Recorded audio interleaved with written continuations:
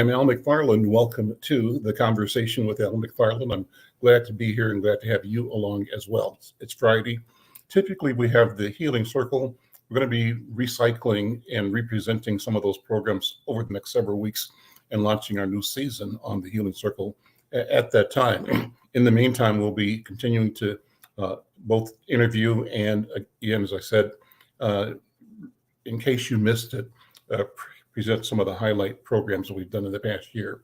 Well, today I am happy to have Julia Schafer, who is a Senior Engagement Associate with Twin Cities Habitat for Humanity.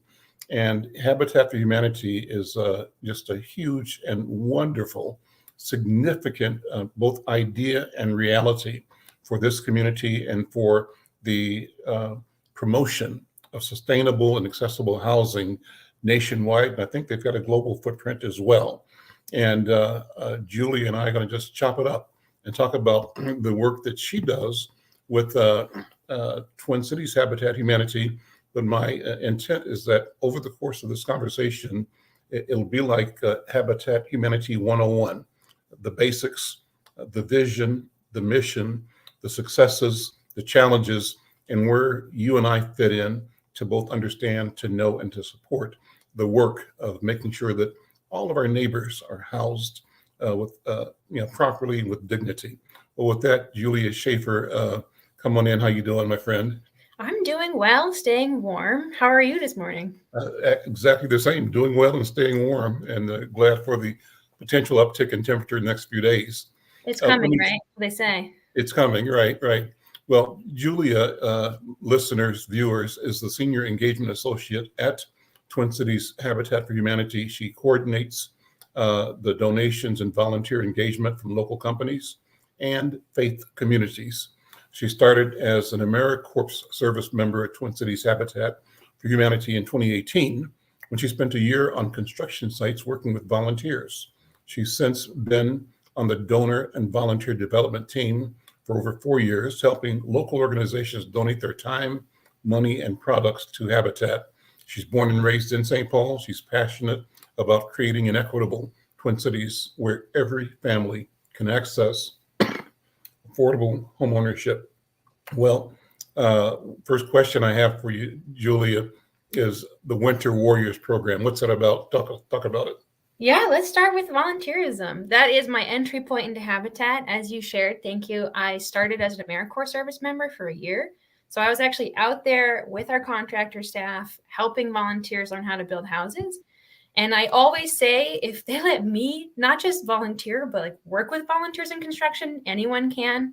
A very memorable memory of mine is one of my first days at Habitat, someone told me to get an impact driver, which is a type of drill. And I went, you got it, went into the tool shed and had to Google on my iPhone, what is an impact driver? Right. So anyone can volunteer with Habitat. I would think an impact driver is a person. Yeah, totally. Like, I'm an impact driver. Turns out. Yeah. So I do mean it when I say if I can do it, anyone can. So volunteering with Habitat is for anybody, everybody. Caveat, you must be 16 years age or older. It is an active construction site. But most people know Habitat through volunteer engagement. It's the bread and butter of our work. We rely heavily on it. And Minnesota always is one of the top states with volunteer numbers every year. So we are a great affiliate because we've got great people supporting us. But most people think that we only build kind of those traditional marketing photos. It's summer, you're in a t-shirt, you're lifting a wall. It's our very memorable time to volunteer. It's our most productive time of year. But in Minnesota, we don't have the luxury of stopping building when winter comes. And typically I'd say when snow flies, but this year that was not when winter arrived. So we build year round, and we have found in the last probably like decade that most people, I don't think to volunteer with us in the winter. So about 5 years ago, we developed the Winter Warriors program. So to raise awareness that we're still out there year round building houses, and that it's a great time to come out and volunteer with us. And I will say, as someone who, again, had no skills starting with Habitat, one of the benefits of the volunteer program with Habitat, and in the wintertime in particular, is skill building. So in the wintertime, our roofs are on, our windows are in, the houses are dried in, as we say. So they've got either temporary heat or a furnace going. So it's a comfortable experience. But there's a lot of work left to do on a home after you're moving to the interior to work on it. So volunteers, they're painting, they're doing drywall, they're installing floor or cabinets or doors. And more likely than not, these are things you're doing in your own home. So I always emphasize in the wintertime in particular, if you want to build your DIY skills and support affordable housing, we're a pretty good program to do that with. It's like going to an extension class at the university, right?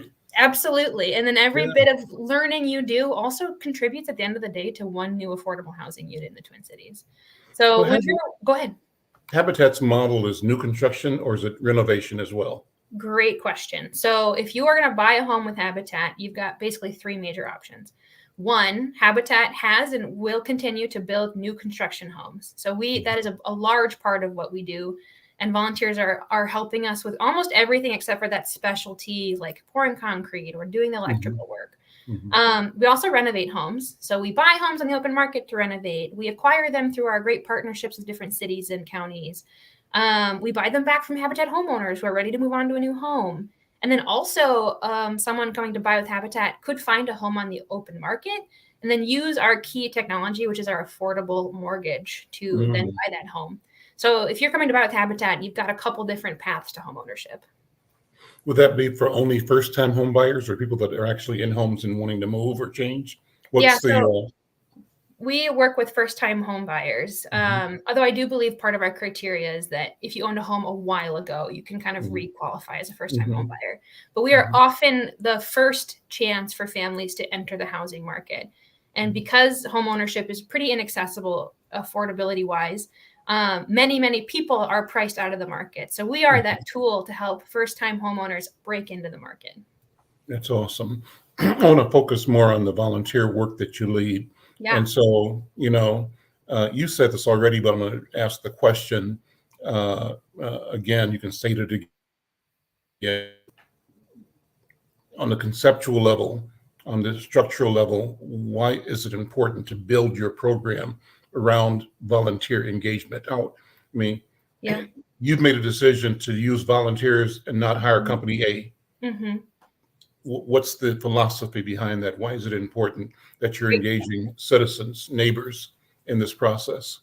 So the origin of Habitat, before it was even called that, is from Koinonia Farms in Americus, Georgia, where neighbors were building houses with and for each other. So partnership housing, that concept comes out of that, eventually becomes Habitat for Humanity. I recommend looking into it. It would take me a long time.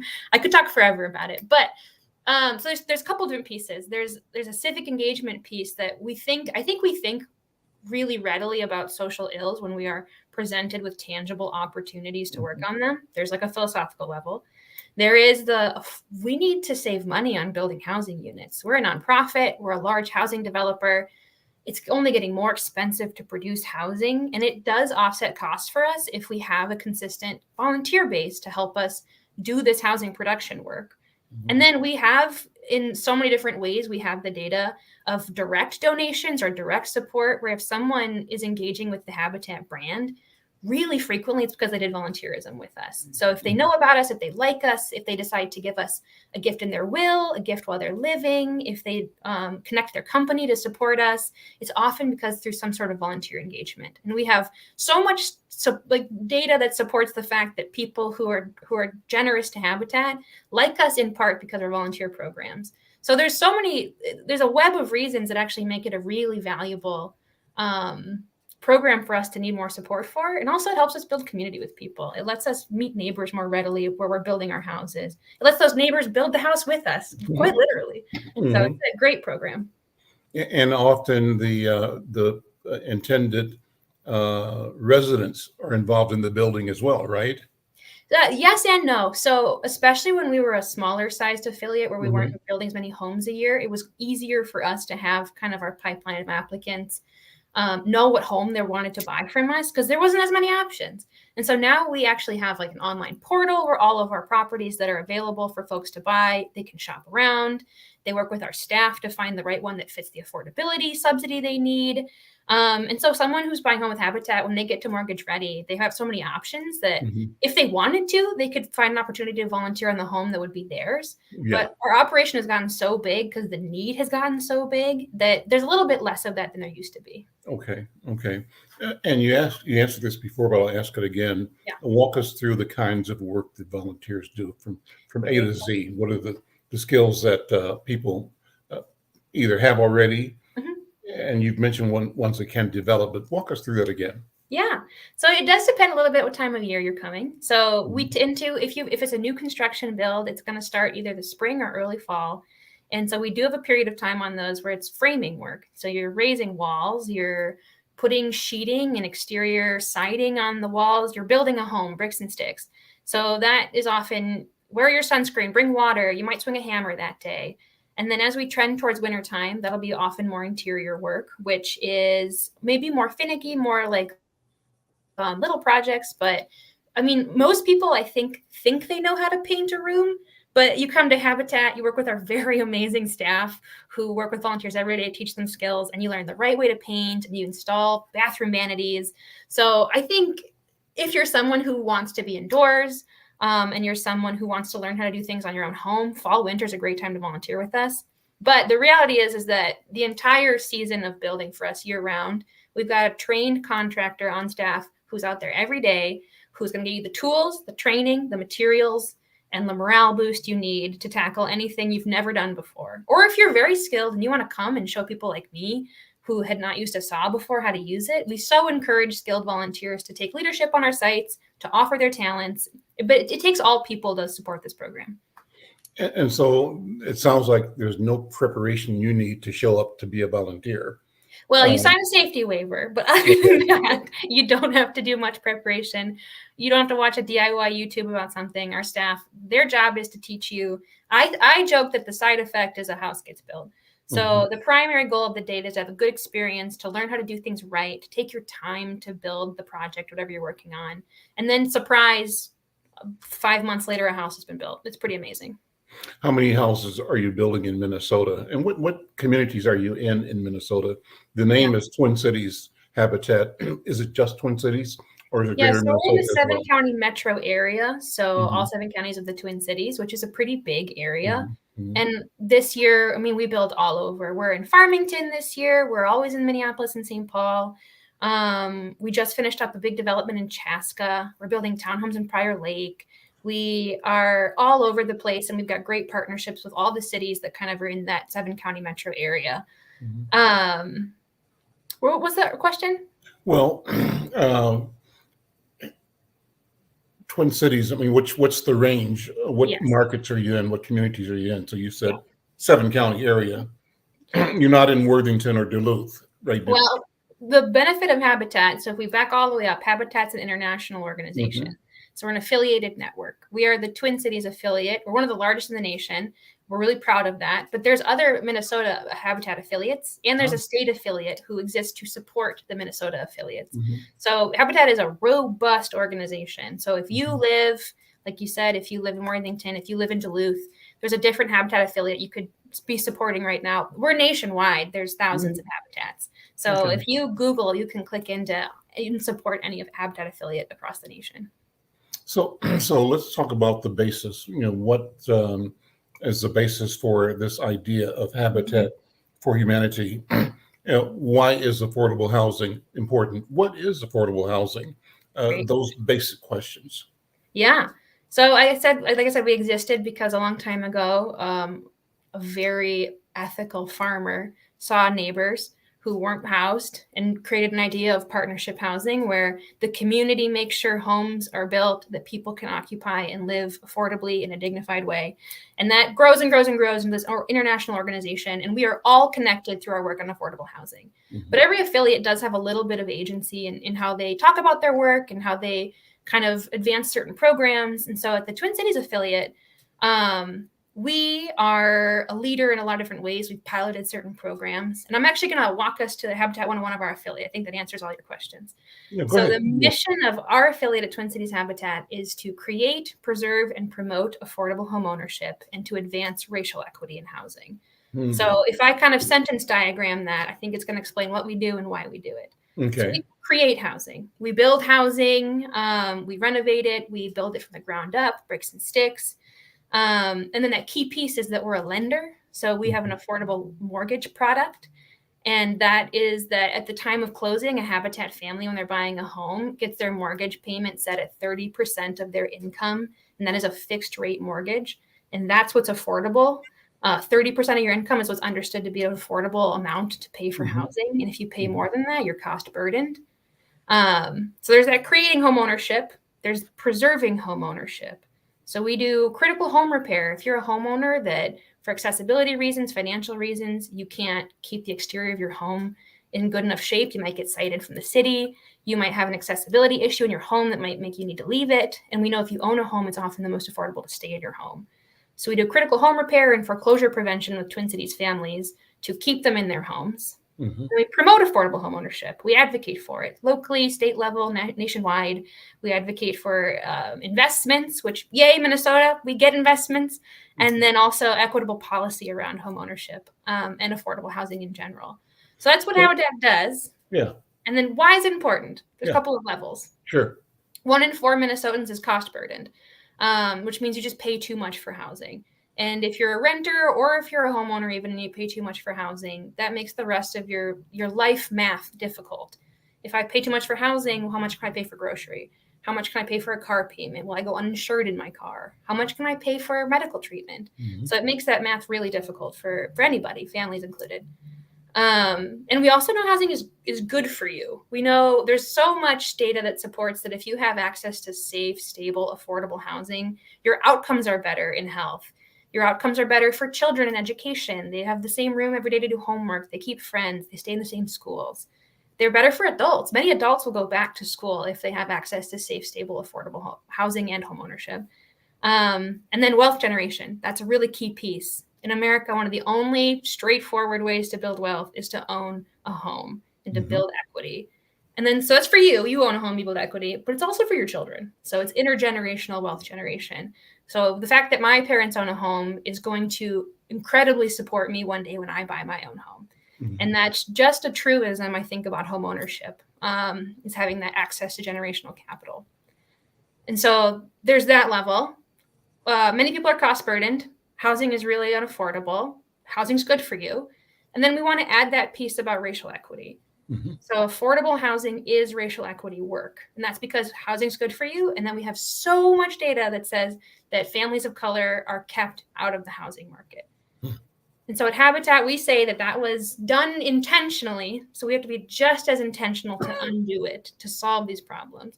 And what I mean by that is there's so much historical precedent for Black soldiers couldn't access the GI Bill and get a home through that. There's redlining, which meant that people invested in certain neighborhoods and didn't in others and forced people to live in certain areas. There's racial covenants and housing deeds that tell you who you can sell your home to and who not to. And no surprise, it says don't sell your home to families of color. Mm-hmm. And then there's the construction of highways. There's like a litany of strategies that America has used throughout history to make the housing market pretty much only work for white families. And even then, many people are cost burdened by housing. So that is the work of Habitat, knowing that is the state of the nation. It's certainly the state of Minnesota. We lead the nation in the disparity between white families and their rates of home ownership and Black families and their rates of home ownership. And so every dollar, every volunteer hour, every time you call your legislator, that you are working on affordable housing, which is working on racial equity. It's awesome. What's the big picture? How bad? You said that Minnesota leads the nation in the disparity. How bad is the picture? And why is it so bad? Let's go to not only that it is bad, but the why. And the why is particularly significant, I think, because Minnesota self-deludes itself into thinking it's more progressive than it is. And beneath the progressive sound is a reality that is restrictive and marginalizing and denying of opportunity for people of color in general, Black people in particular. So dive into that some more. Well, I think that's a really great point. And it's something I've been talking to people about and thinking about is, we do tell ourselves a great narrative in Minnesota. where we do have a lot of healthcare companies and a pretty robust healthcare system. And we do have a broad, if we look at broad numbers, quality of life is very high. Homeownership rates in general are higher than states in the South. Our volunteerism rates are super high. Philanthropy is great. Well, but why do we have the largest disparity? And you're totally right to pull back the curtain for so many people who have this kind of understanding of Minnesota that keeps them from effectively championing or lending their voice to support more equitable systems. And like I was saying, the disparity we have is not different than the nationwide trend. But in Minnesota, I think we tell ourselves it can't be as bad as other places, but it is a large disparity. I don't have the exact percentage right now in front of me. But even at Habitat, we have been trying to be more honest. So we're on a journey right now. And we see this national trend and this local trend of housing disparities, Black families not able to buy homes, white families more able to buy homes. And we pride ourselves that throughout our time, we're about 35 years old as an affiliate, we have had probably 80% families of color who are our clients who buy homes with us every year. But if we actually disaggregate that, the second largest community to apply to buy a home with Habitat are what we call foundational Black Americans. So Black Americans who are descendants of slavery. But the second least likely to finish our program was also foundational Black Americans. So we also have in Minnesota this idea that when we have a solution, it is a one size fits all. What a good idea. Let's sprint with it. Let's run with it. In Habitat, we had to kind of pull back and be like, well, we're a lender. We have these strategies we know work, but we can't treat every social problem or every community that comes to us to use our programs exactly the same. Because Minnesota does have so many communities. We've got such a huge immigrant population. We've got certainly a lot of white people. We've got a Black community that also wants to all access Habitat's programming. And so we've been, we're about 2 years into doing a program where we have a special purpose lending program where we have created a lending tool that is for foundational Black Americans to just get a different version, I think, of what we used to think served everybody. So it's a cohort model where you have peers coached with you to go through our program, a little bit extra subsidy that you can use in different ways to make you more ready to go to the closing table and to kind of finish your homeownership journey. A little bit more flexible underwriting because many of the systems we have regarding credit or what would make someone eligible for a loan are also tied up in a history of inequities. So we're growing too to realize that we were part of that Minnesota lie of oh, we're doing great. We're better than so many other states. Well, better is not quite good enough. So we're also growing in different directions. So what were the reasons for the foundational Black Americans not finishing the program? What did your data, your research show? Yeah, well, there is, I think, increasingly people are talking about how I think credit and credit to income ratios disproportionately are worse in Black communities. There's studies out there now about how more Black students than any other students take on student loan debt to go to college. And so being a little bit more flexible about someone's debt to income ratio, not just totally disqualifying them from being a viable person to be underwritten for a loan. And I think my colleague Charisse came on your show a little bit ago. And one thing that we've tried to become more cognizant of too is trauma around money. So that's where that peer coaching model comes into. There are communities that it makes total sense to trust banks, right? Like I am a Norwegian white Minnesotan. I have no reason to have never been taught that a bank is trustworthy and I'm going to get underwritten, et cetera, et cetera. And there's a lot of financial trauma that exists in communities of color, understandably from a history of lack of access, from being ripped off, having biased lending tactics put at you. And so having that peer coaching model and investing more heavily, I think, in the emotional reality of buying a home is also part of our program.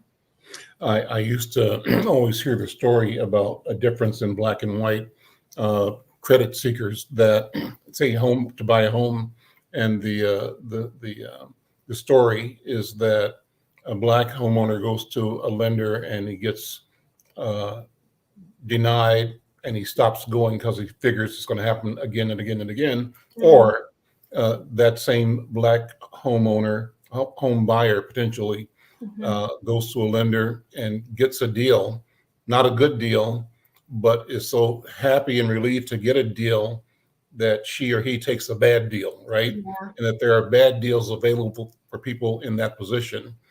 By contrast, a white family or person looking to make a significant, purchase, by borrowing will get approval at Bank A, and as a practice, go to Bank C, Bank D, and Bank E to compare and to shop and negotiate. So there's a difference in the orientation or the acculturation, and that's where the trauma is, I think, that you're describing, that life in the Black community is so tenuous, I guess is the right word, or so perceived by Blacks, so challenging that it's difficult to navigate in the open market without feeling like you're being pressed or over burdened or over examined or over questioned and over scrutinized. And therefore, the feeling that you get for wanting to own your own home is that what's wrong with you for wanting to own a home? It's like in the past few days, you may have been watching some of the commentary on social media about Taraji P. Henson, I think her name is, the actress who was tearful in explaining that despite the Oscars and the fame and celebrity, as a Black woman, she's being paid at a fraction of what similarly accomplished white actors are being paid. And some of the social media buzz around that is like, you own a $6 million house. Why should you complain? But that's not the issue. The issue is the same person in a white skin is getting paid 3 times more. That's the issue, and that's the inequity, and that's the problem. And it's all scale from there. The process, the system devalues your right to live freely, to breathe fully, to breathe deeply, and to be your full and best self. You're structurally impaired from that. And so I think you're addressing that in some way from what I'm hearing. That's what we're trying to, I think. And every year we're learning how to do it better, I think. So what's your background again? How did you come to this work personally? Oh, fun question. Thank you. Well, I graduated from undergrad at Grinnell College in 2018. I have a degree in religious studies and environmental studies, which I think just means that I like learning about people and their approaches to the world. And then I also really care about the future we're building for ourselves, the environment. And then that became really being interested in affordable housing. So I left a liberal arts background, no linear path in front of me, as most people who leave that background have. And I wanted to do a service here. And I'm from St. Paul. I grew up in St. Paul. And my mom took me to volunteer with Habitat when I was 16. I went to the Women Build Day with my mom, my friend and her mom. And we spent a day building. And then when I was finishing college and I said, I need like 1 year off to think about things, I'll do AmeriCorps. My mom, I think, physically handed me a brochure to do AmeriCorps with Habitat. She's always been a huge supporter. And so I did it on a whim almost. Like, oh, yeah, I'll do a service here. That makes sense. It'll push back my interest in picking a career. And then I did a year building with Habitat, and the people you meet and the way you get immersed in the mission and the way you understand housing as this nexus of all these issues we've talked about, health, wealth, education. And I think it's a real way for people who have that kind of false perception of Minnesota's greatness to get into the idea that it's more complex than that. I think we attract a lot of types of people to work with and support Habitat. And so once I finished my AmeriCorps term, I was just never a good enough carpenter to be like, yes, I'll keep building houses. But I really wanted to stick around. And so I got my position on the donor and volunteer development team. And now I get to work with corporations, faith communities, community members. I get to go out to build probably once every couple months, which gives me a lot of joy, and talk to people about what it actually means to support Habitat because of the outcomes we get and the work that we're doing and the why. What are some of the aha moments that you may have experienced as your volunteer year unfolded? What did you learn that really blew you away, or that felt was a gift of knowledge, information, understanding that you gained from being there and from being a volunteer? Well, I learned a lot from my colleagues who run those volunteer sites. I had one who used to say every morning for his morning talk, we want to build ourselves out of this problem. I don't think we'll ever will. Like, thank you for being here, and really contextualize the issue. So, and then every morning on the volunteer site, regardless of who's there or which one of my 20 plus colleagues is working on that build site that day, everyone's getting a Habitat 101 talk, and everyone has the whole day to voice questions they might think are silly about construction, about housing, to have that opportunity to, in a casual learning environment, also learn about affordable housing. So that was really, really, really cool for me and really beneficial to just see those micro moments of teaching and learning and advocacy, and understand that that was also the benefit of volunteerism. And also Habitat takes you everywhere. So when I visit sites, go ahead. Was there one speech, one conversation, one event that stands out in your memory as a turning point? I think it was just a normal Tuesday. And I think some sort of tech entrepreneurial company was volunteering, and my colleague, who is since moved on to a different Habitat affiliate, he's now the director of construction actually, just really spoke well about, we were in the east side of St. Paul. People there did not live in this community. One person I think had already voiced a little bit of concern about the safety of her car, or something that some people have perceptions about when they live outside of the urban areas of the Twin Cities. And he just gave a really calm, really straightforward presentation of Habitat. What is the data? Well, 1 in 4 people is cost burdened. What is cost burdened? Why do we exist? Where do we come from? And he could do it in about 20 minutes. And I just watched people be so open to learning about affordable housing, and be so open to then understanding, even if they spent that day leveling basement rock, which I have to tell you is not the most fun volunteer day, but someone has to do it. They had more meaning in that action, in that moment, and in their time spent away from their computer. And I think I was probably a month into my AmeriCorps service term, and I wanted to be him. I wanted to be him and to be able to tell that story. And I wanted to stay there all day and just kind of like enjoy the energy of people who, I think without knowing it, were learning something that wasn't construction. It was such a subtle art, but it was really important. And then looking at the construction part, were there times when you were hitting a groove in doing impact drilling or breaking up basement floors or polishing or sanding? What's the physical side? Were there moments where you said, you know what, I can't do this, or I don't like it, but I can do it? Or what kinds of experiences did you have, and what were the best experiences? Yeah, let's do some highs and lows. The lows are always funny. So there's I was on quite an old renovation through the city of St. Paul. We acquired a home that I think reasonably someone else probably would have demolished. But part of the thing of Habitat is we're going to keep affordable housing stock. We're going to work hard to make sure the old houses of the Twin Cities, we make them up to code, we make them nice again, but we're going to work hard on them. And it took about a year to get this house done. A really old renovation. And at one point I was hoisted into the crawl space to pin up like tarp to keep some of the old dirt down there where it needs to be. And this is not a dignified activity. It's an essential activity. And in the crawl space, I was like, maybe I'll go home at 3 today. Maybe I've earned that. But I now think of it so fondly. But on the best days, I remember the first time I led a construction crew to help sheath a roof. So after you have the roof trusses up, you put plywood across all of it. So you're up on the 3rd floor. You're in a harness. I had not been in AmeriCorps that long, but once you learn something and you have confidence in your ability to achieve that task, me and the IT team from 3M sheathed the whole roof in one day, and it was so incredibly empowering. It was a beautiful day outside, and the visual transformation of a project like that, where you went from a roof being like pipe cleaners to suddenly being a roof, is what it looks like to you from the ground. It's such a kind of indescribable, the impact that can have on you and the morale at the end of the day when you're pretty tired. My triceps, biceps, all of that was pretty tired, but it was quite satisfying.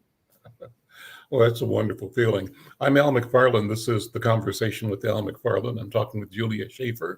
Julia is a senior engagement associate at Twin Cities Habitat for Humanity. She coordinates the donations and volunteer engagement from local companies and faith communities. We started with the question of winter warriors. I want to come back to that. And you explained that, but explain it again. What is the concept of the winter warrior? Yeah, thank you. Great question. So, well, one thing too I want to point out is Minnesotans think we're tough, and we are. It's cold here. It's incredibly cold here. It's been really cold the last couple of days. And so I do think we find our volunteer numbers really go down in the wintertime. I think people are less thinking about it. People think that we mostly only build in the summertime. But the reality is, rain or shine, and it's -2 outside, we're still out there building, and we're building quite a few homes. I believe right now we probably have 20 projects in some phase of construction. And we need to build year round to accomplish our production goals and to make sure people are closing on homes in the spring.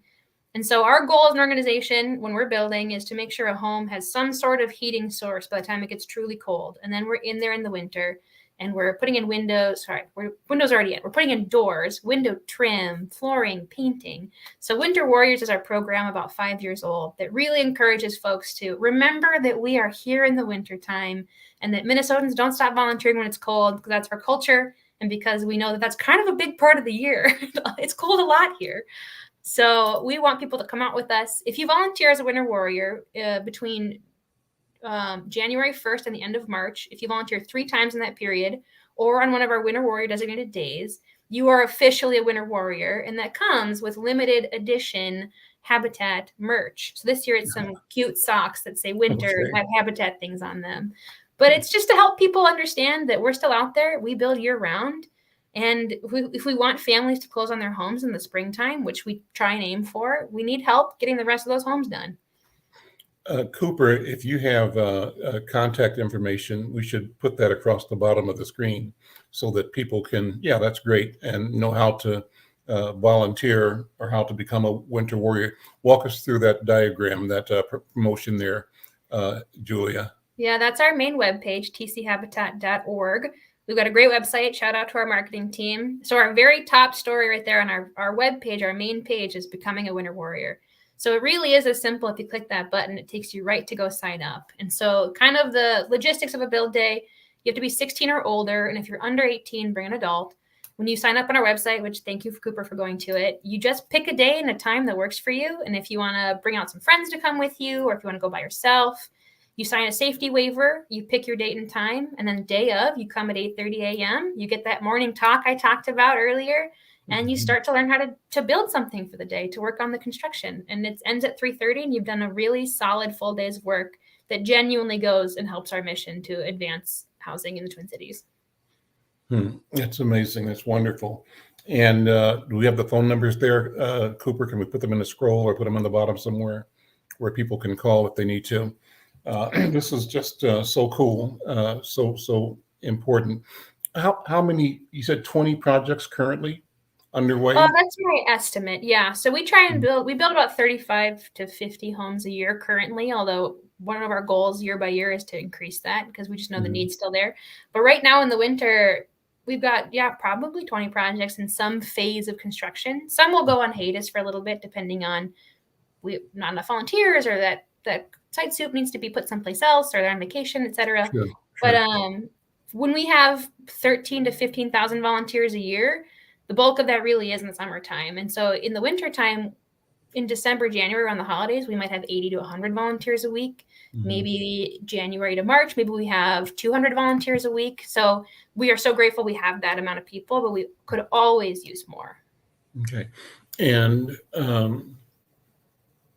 in the process of building these homes or renovating homes, preserving homes, or building in particular, new housing, is there is a process where you build it and then go find a resident, or do you have residents lined up waiting for the house, waiting for the build? How does that work? Do you have houses you built that are on the market that have sold or not sold? How does that process work? So we're a big enough affiliate at this point. So we have probably 160 plus staff members. We've been building for 35 years.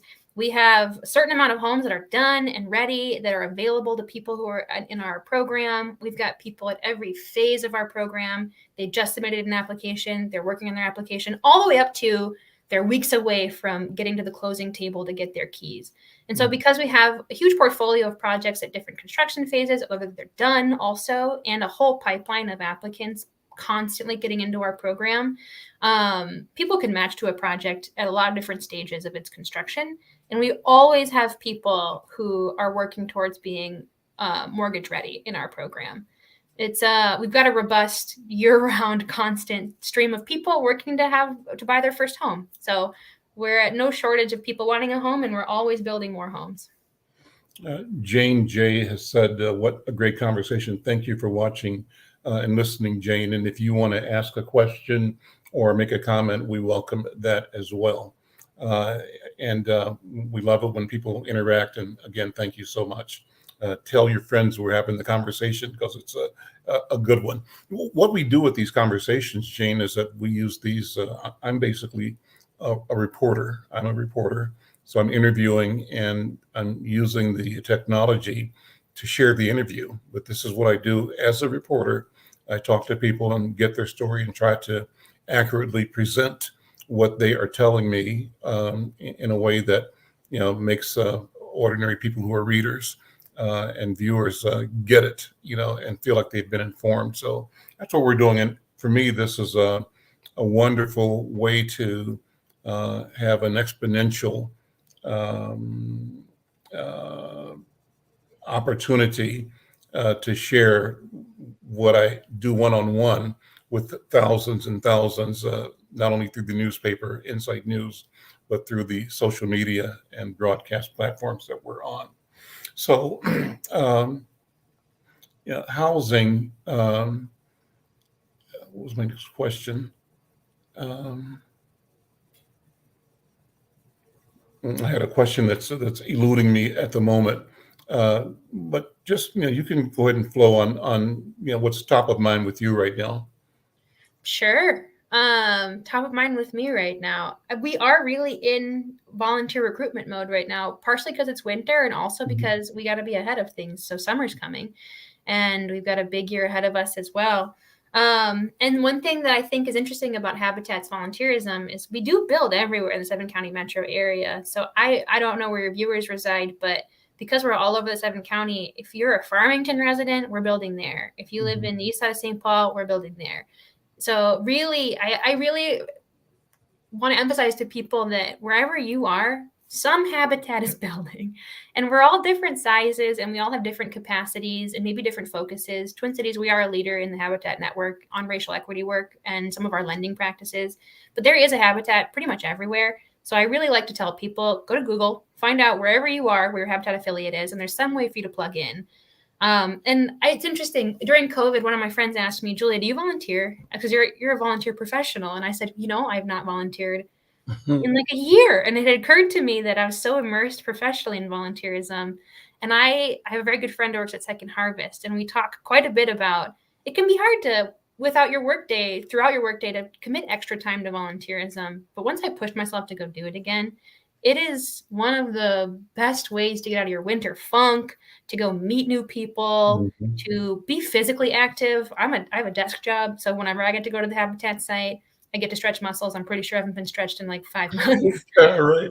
I really encourage folks to get into their community. It doesn't have to be with us, but that we have a lot of opportunities if you do want to come volunteer with us. So 35 years, right? Yep. What's the number of units rehabbed or built in that period of time? Do you have a count?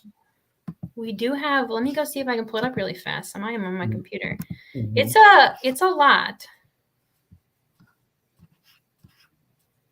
And the number you said earlier is that 80% have been people of color, and that's significant. That's a significant number too, because I do think we have had quite a bit of success and good reputation in immigrant populations. And we know, so one thing I want to share with people too is that there's lots of housing resources out there. A lot of subsidy is given towards housing, especially in Minnesota, but there is this barrier of knowing about it. And then if you know about it, do you trust it? So much of the success, I think, of recruitment for people to be a client of Habitats or to use our programs or kind of any social service provision is can someone tell you about it? How are you going to hear about it? So I really encourage people to talk to anybody about Habitat. We do recently, this is something that I think is really great. Our programs and services team have been going to some of the corporations who financially support us and talking to their staff about qualifying. There's no shame in needing subsidy for housing because so many people need it. So some of the folks who volunteer with us also qualify for our programs. Folks who donate to us also qualify for our programs. And I think more people than I think realize could access subsidy for housing. And the more of us who buy homes, the more of us generate wealth.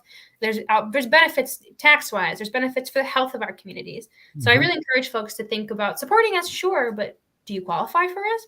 Go to Buy with Habitat. Go to our website and check it out. Okay, cool. Because you never know. No. Yeah. So did you find a number yet on your? I did not find it right away. I will make a note of it and send it to your producer, though, so you can find out. Fine. That's fine. Next question.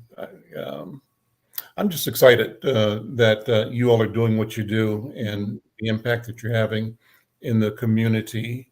I think you all were present at the Build Wealth Black Men's Legacy Summit last year as one of the people supporting that strategy. Yep. And so there's a network. There's you mentioned a lot of resources. So that's the question I had. So you mentioned that the foundational Black Americans are the second largest cohort. What's the first largest? Did I hear you right or wrong? No, you heard me right. It's the second largest population to apply for Habitat's program. Who is the first largest? See, this is where you want someone from our program team on. I've got the volunteer statistics. That's a great question. I don't know the answer. Okay, that's fine. And I wonder because, there is sometimes either presented as or perceived as tension of opportunity. And it's good that you have described the cohort as foundational African American, because that group is saying to itself and to the world that we have been here and are descendants of a great crime against humanity. And we have emerged from that, through that, but we still suffer from the consequences of it, both internally, internalized oppression, and residual oppression that is masqueraded in institutional behavior that we've talked about, that reflects itself in the disparities, health, housing, wealth, education, and everywhere. And so I'm curious as to how, if we identify and deconstruct the big picture, all those individual segments show up. That's the question. I think it's important that we do that. We disaggregate the numbers, right? Definitely. And make sure that we're not using the idea that Minnesota is the healthiest state in the country to say, therefore, we don't need to worry about the people that are not healthy among us, because the people that are not healthy end up being one core and consistent and predictable segment. And that's because of our inattention or our bad intention. Or both. And I think you can spin it. I think, great. We have the highest rates of volunteerism. We've got really great Fortune 500 companies still headquartered here that want to give philanthropic dollars.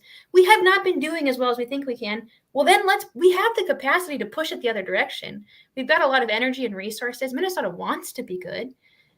We just told ourselves a lie too long that we already were there. So I think we should channel all of that. And we've got really such a great professional class here who is really interested in solving problems, being philanthropic. We've got strong communities. And I think we can capitalize on all of that as long as we're honest about what that transition is from and what it's for. So I think you're totally right. Talk about your own family, your genealogy, if you don't mind. You mentioned your mom helping you to give you the pamphlet about Habitat. What kind of family do you come from? And what do you know about your family history? Whose shoulders are you standing on? That's a really good question. My uncle's actually really interested in genealogy. So somewhere I have his 43andMe or whatever it's called. But I do know most directly, I am from my dad's side. They're from cattle farmers in southern Minnesota. So Minnesota, I think for generations since Norway, but it's been a while. And then my mom's side. What towns in southern Minnesota? Sherburne. Morton County. Yeah. Okay. All right. So that's where the accent a little bit comes from. And then my mom's actually from Wyoming and bounced all over. And so they met at McAllister College and they lived not far away. So grew up in St. Paul, grew up with my family being Habitat supporters, went to St. Paul Public Schools. And then actually one of the pieces, to an earlier question you asked me, highlights of my AmeriCorps term is being able to going to all the different projects. Habitat builds in all sorts of neighborhoods. The amount of intimacy I've been able to build with areas of the Twin Cities, even though I grew up here, that I'd never stepped foot in, has been such an important grounding for me as a citizen of the Twin Cities, as someone who is working at an organization that cares that every block of Minnesota has an opportunity for home ownership. I think that's an important piece. And being from St. Paul, it meant a lot to me to be able to come back and do my service here. And I primarily built in St. Paul that year of AmeriCorps. Now I go everywhere supporting the donor groups are out there, the volunteer groups, etc. But being from St. Paul, 2 sisters, both who don't live here anymore. I'm the one who's still committed to sticking it out in the Twin Cities. I love it here. You guys, your uncle's family tree, what to say about your genealogy? What's your family? Largely Norwegian farmers. But that's way back. There's an interesting podcast I listened to once where I think that like Scandinavian kind of cohort who came to the Midwest, I don't really have any ethnic traditions that we do. We eat lefse around Christmas.